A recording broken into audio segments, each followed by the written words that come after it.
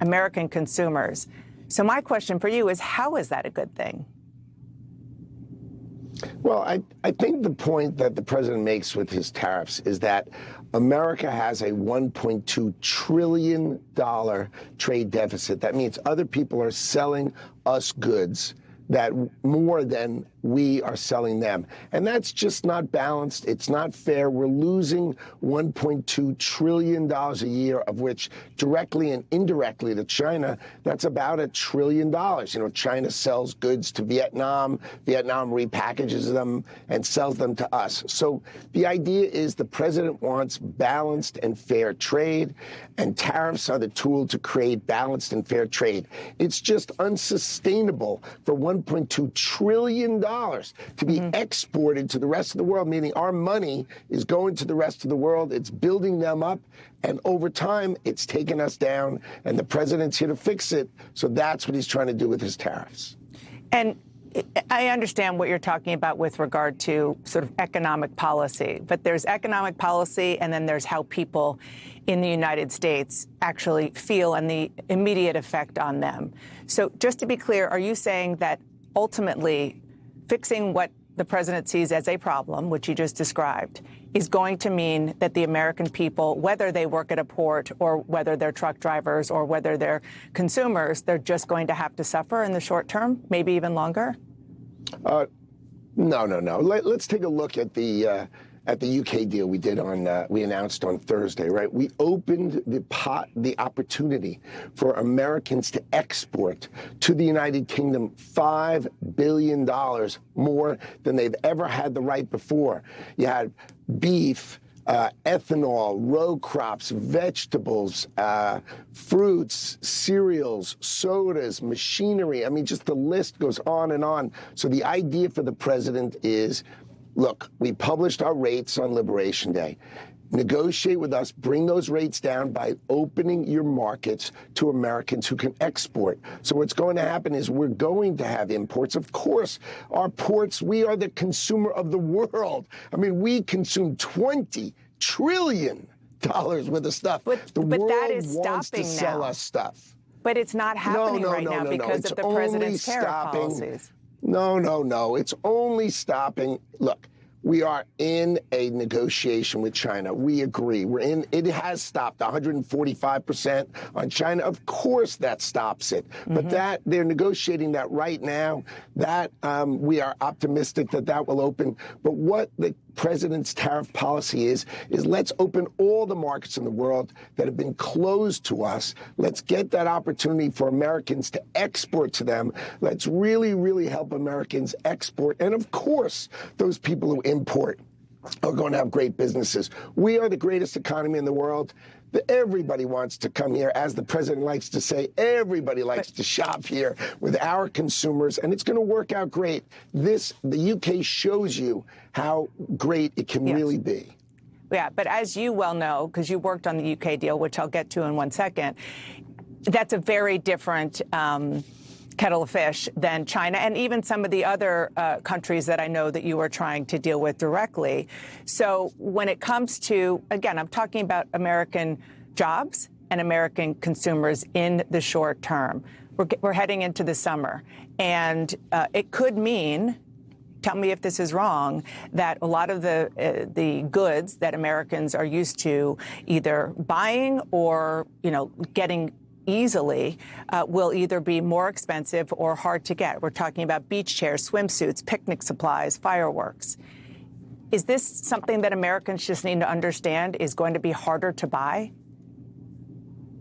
Well, I think, look, the Chinese and our representatives are meeting now. So, let's just leave what's possible with China to what happens on Monday, Tuesday, and next week. But the rest of the world is open for business, right? Remember, we have a low tariff on the rest of the world while we negotiate. But our expectation is that these countries are going to open their markets, their tariffs are going to come down, the ability for us to export and grow our economy is going to be better than ever before.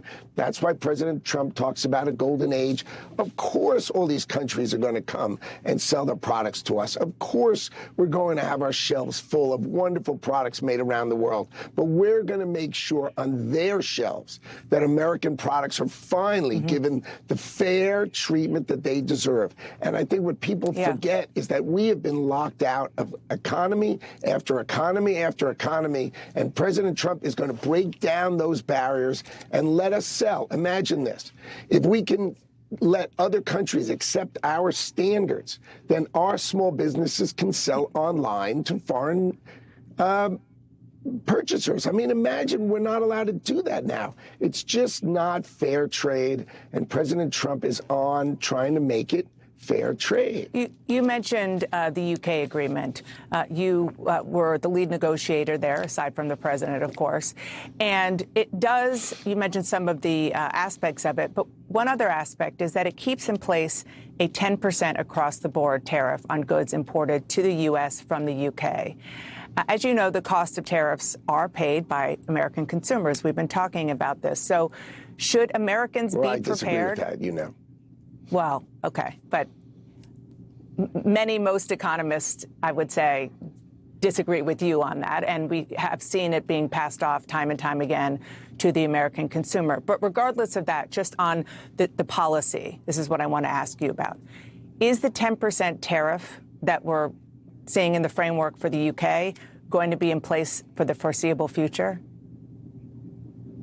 So we do expect a 10% baseline tariff to be in place for the foreseeable future. But don't buy the silly arguments that the U.S. consumer pays. Businesses, their job is to try to sell to the American consumer. And domestically produced products are not going to have that tariff. So the foreigners so who's going to eat the tariffs? Finally have to compete. They're going to have to compete. What happens is the businesses and the countries primarily eat the tariff. Look, we have 25% tariffs that were set under President Trump's first term. I don't hear a single word, not a single word about those tariffs. No consumers in America, those were set in 2017 and 2018.